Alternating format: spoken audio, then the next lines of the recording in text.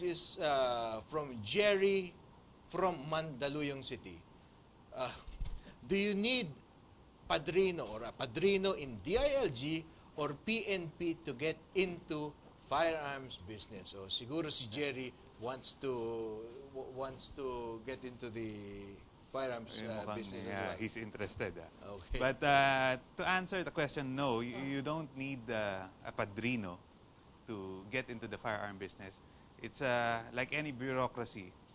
You just have to complete all the requirements that they have for starting a firearm business.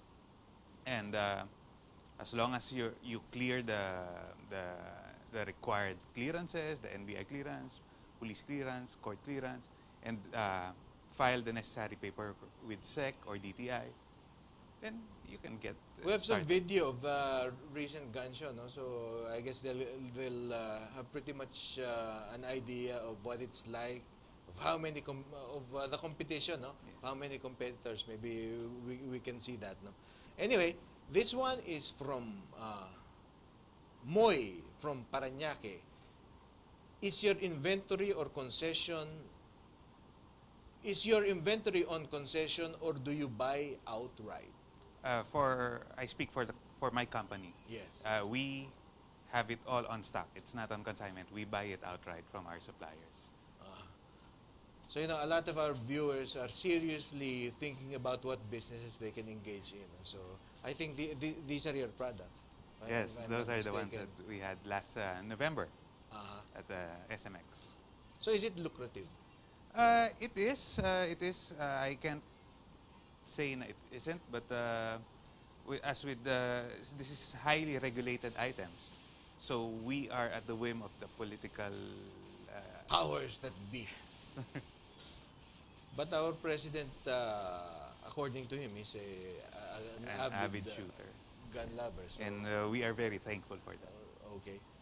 So, but for you, there is no moral question to that, because some of the more liberal crowd would say you're selling death. So we've been asked that's a fair question. Yes, I have personally been asked that a lot, and for me, it's not that we provide the means to death, but we provide the means to life, okay, to protect yourself from those who would do you harm. All right. That's a fair answer. Okay. This one is Dindo from Quezon City, also from you. Good AM, sir. Ask ko lang kung hiring kayo ng male salesmen. Puro babae kasi sa gun store. Alam mo, nahalata ko yan. Puro babae nga ang mga sales staff ng mga gun store. Siguro dahil a lot of your customers are male, no? So, well, yes, more than 90% of our clients are male. Pero not exclusively. More and more females are getting into the gun sports. And not just gun sports. It's they have the right to defend themselves just like any other, no? Yes, because they are the ones who are left with the children. Misnomer yun, no? Yung lalaki lang mag-defend. No? Alam mo sa Animal Kingdom, Dino, yung pinakamabangis dyan, yung lioness. Yung, yes, that protects her cubs. Yes, yung male lion, maganda lang tingnan, tsaka siya yung hunter. No? Pero yung talagang, yung pumapatay, talaga yung nanay. Okay? And that's true, no? Dahil kasi maraming mga akyat bahay, maraming mga hold-upper, they prey upon a family when the dad or when the kuya is not there. Yes, at the office or working late. Okay. So, that's something the anti-gunners have to take into account, no? Yung baril is not machismo thing. It's not it's a tool which you can use when you are physically unable to defeat the threat, di ba? Okay. Text questions from Mike. This one is from Charlie from Nova. So I assume that means Novaliches.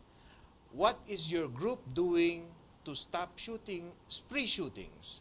Are you part of solution or part of problem? Nako, mukhang hindi like-minded to si Charlie from Nova. What can you say, Mike? Well, number one, thank you, Charlie, for the very loaded question. I would say that we are part of the solution because we have technical expertise. For example, in the sad New Year shooting that ended in the death of a young girl, si Nicole. we can help in the scientific fact-finding and getting a solution and bringing justice to the family of the victim, because we know ballistics, we know firearms, and we can help. Okay, I think at this point, Mike, now since you opened that topic up, I think it's pretty clear that the gun use was not legal, no? Because I don't Correct. think anyone who has a legal firearm will do that. We all know the effect naman.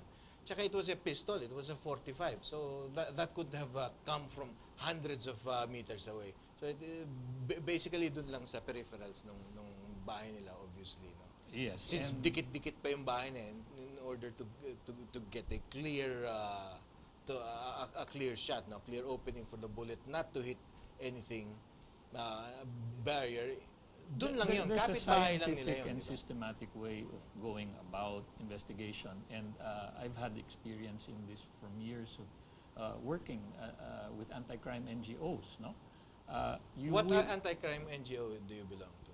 Well, right now I'm with A2S5, and I used to be director for training of UPAC, United People Against Crime, and we made our impact way back when kidnap for ransom was a problem. I'm somewhat familiar with A2S5, and I guess so is Dino. Anyway, this one is from Miles. Miles from Project 6, QC. Hi, Miles. I'm a single mom with a 14-year-old daughter. We have a lot of single moms now, and I believe tayo sa mga single moms who are... Where can we avail of self-defense training? Expensive ba? From Miles, who is a single mom. Okay, thank you for the question, Miles. I actually teach a course called Street Smarts, and that has been a standing room lecture at all gun shows for the past more than 10 years. And women need self-defense more than men. At the Defense and Sporting Arms Show, I teach that for free as service to the public. And we do have classes. We have taught at schools, universities. We teach to call center workers, anyone who's at risk when in public or commuting. And So how do they get in touch with you or anyone from your organization if they're serious about this? you can just track me down on Facebook and send me a personal message. Advise me of your And you do you charge an arm and a leg for this? Mike? No, not at all. Not at all. Very minimal. Okay. Okay, I hope that answers the question of Miles. This one is from Johnny from Pangasinan. Okay. Sir, ex-army po ako. Paano po makapasok sa VIP security? Sana po matulungan niyo ako. 32 years old ako. From Johnny from Pangasinan. So, I guess medyo na-inspire siya nung ano. Anyway, meron yata ex-army, so meron siyang experience. Bata pa naman, 32 years. No? So, pwede pa to. I think that our society needs to nurture the new breed of security professional. And I think that we have to take them from all sectors of society. I think that a man in uniform expressing his willingness to take the training and become a security professional is a good sign. We need more good people in the industry. Okay, this one is from No Name. Mike Melchor, are you the son of the late Alejandro Melchor? Yes, Alex Melchor was my late father. Okay. All right. So, going back to the question of Dindo, no, not Dindo, but Johnny, is if he wants to go into or get into the VIP security business, which is a notch or two higher than the ordinary blue guard. Now, the skill is higher. Where do they apply? Well, a good start is with the Philippine Society for Industrial Security. If you can pass their standards, you can get into the industry. But then, you know, This pays better. Yes, your credentials are better if you pass that level. but the starting point for most is a college of criminology. But even at that, there are reforms and changes that have to be done, especially in the realm of psychology, actually.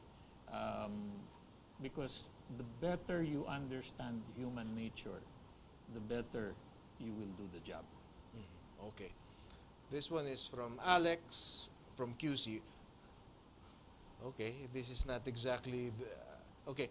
What is the best 9mm gun offered in the market today for simple citizens like me? Okay, I'll let Dino answer that.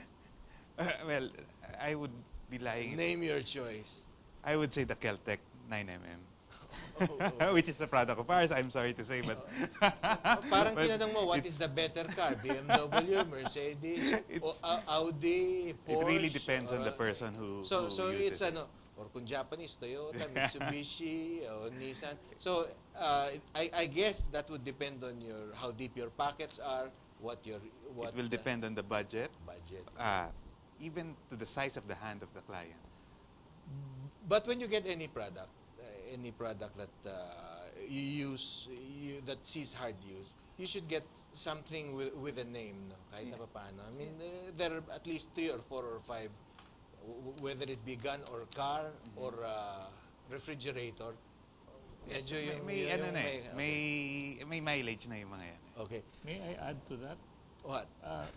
Make sure you also get training. Yes. Very important. Yung Know barrel how to won't use. shoot itself. I guess that's something that the anti-gun crowd should know. That it's still the person. We Okay. advocate that. This is Mark of CDO. Sir Mike, do you advertise or promote your business, or is it purely word of mouth? How can we get in touch with you? Sir Mike, your business. Okay. I guess yung security training. Okay. Maraming interesado. It's really more of an advocacy than a business, because many people don't know this, but I'm also a visual artist and a curator, so I'm into fine arts and sculpture. Some people don't believe you can put guns and art together, no? But I do. Now they can get in touch with me on Facebook. Maharlika Mike is my call sign there. Before we go, we have to emphasize the difference between, there will always be the criminal, the social predator, whether they be sexual predators or financial predators out there. So I think, beyond just having a gun or not having a gun or a knife or a tear gas, whatever, we should abandon the lamb mentality, the victim mentality, which is just sort of always afraid. You don't have to be a big macho guy. You can be a slender and very good-looking female that the sexual predator might want to go after. But if you're prepared, di ba, Mike? Because we have to say goodbye. So Well, I will give you both the opportunity to deliver your parting shot. Mike. I think what you said is very important, the analogy of the lamb. Many people from society are like sheep. They're peace-loving, they're kind, they won't get into any trouble. But they're also in a state of denial. And denial, there's no safety in denial. No? Then you have the wolves, the two-legged predators that prey on the sheep. And then you have the sheepdogs. So people like me are sheepdogs, and I want to convert sheep into sheepdogs. Okay. Dino, in view of the gun ban this Sunday and the 5-month drought on your industry, what can you say? Well, at least we only have to survive this 5 months. We thank the president for saying that we're not going to be given a hard time after. Okay.